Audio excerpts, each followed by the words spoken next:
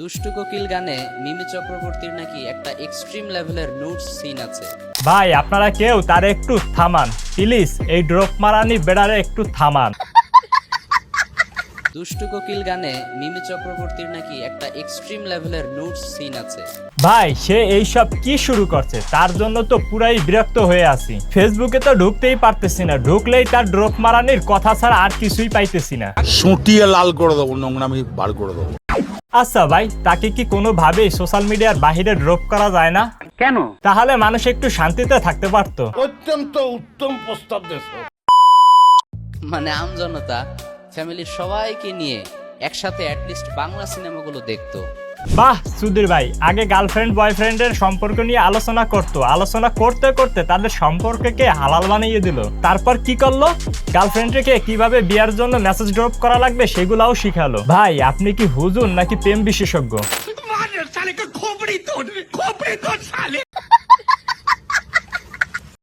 মিমি চক্রবর্তীর নাকি একটা এক্সট্রিম লেভেলের নুডস সিন আছে। ভাই আপনি নুট দেখেন, যারটা খুশি তারটাই দেখেন, এতে আমাদের কোনো সমস্যাই নাই। আপনি আপনার ঘরের চার দেয়ালের মাঝে এইসব দেখেন, কারণ আপনি তো প্রেম বিশেষজ্ঞর সাথে সাথে এইসব মডেলদেরও বিশেষজ্ঞ। তবে নোরা ফাতিহি মার্কা ড্যান্স করা যাবে না। ক্যাটরিনা কাইফের মতো, পরিমণির মতো, বলিউড আইটেম গার্লের মতো অথবা টিকটকের থার্ড ক্লাস মেয়েদের মতো ড্যান্স করা যাবে না।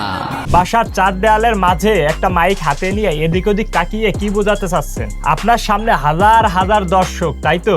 তো অ্যাকচুয়ালি টু বি অনেস্ট, আমি কিন্তু খুবই ব্যস্ত মানুষ, এজন্য ইচ্ছা থাকা সত্ত্বেও বিশ্বাস করেন ভাই, তার সামনে কি ক্যামেরাম্যান আছে কিনা এটা নিয়েও একটু সন্দেহ।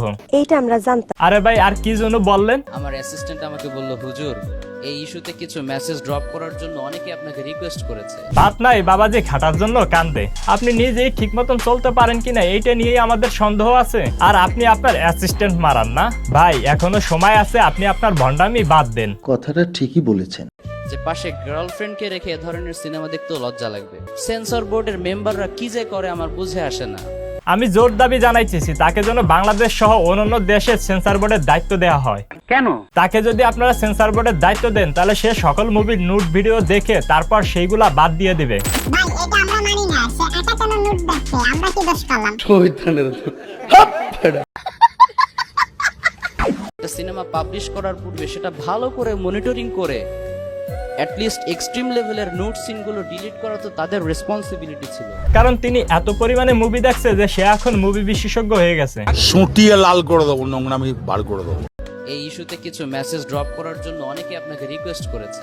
ভাই আপনাকে দেখে আমার কোনো অ্যাঙ্গেলে আপনাকে হুজুর মনে হইতেছে না। কেন? কারণ আপনি যদি কোনো হুজুর হইতেন তাইলে এই সমস্ত ধর্ম নিয়ে মজা করতেন না। কারণ ধর্ম মজা করার বিষয় না, সেটা হোক ইসলাম ধর্ম কিংবা অন্য ধর্ম। সঠিক বলেছেন। আপনি হুজুরদের লেবেস ধইরা আপনি হুজুরগিরি করতেছেন, আর সেই সাথে নোংরামিও ছড়াইতেছেন। কারণ আপনি কোনো হুজুরের কাতারই পড়েন না। কারণ একটা হুজুর এই ধরনের আলোচনা করতেই পারে না। বিশেষ করে আপনি যেগুলো নিয়ে আলোচনা করেন আপনার টপিকগুলো সম্পূর্ণই এক। মেয়েদের জন্য ড্যান্স করা জায়েজ, তবে নোরা ফাতিহি মার্কা ড্যান্স করা যাবে না। ক্যাটরিনা কাইফের মতো, পরিমণির মতো, বলিউড আইটেম গার্লের মতো। আল্লাহ হাওলা কুওয়াতা ইল্লা বিল্লাহ। সো আজকের মতন এই পর্যন্ত। সবাই ভালো থাকবেন, সুস্থ থাকবেন।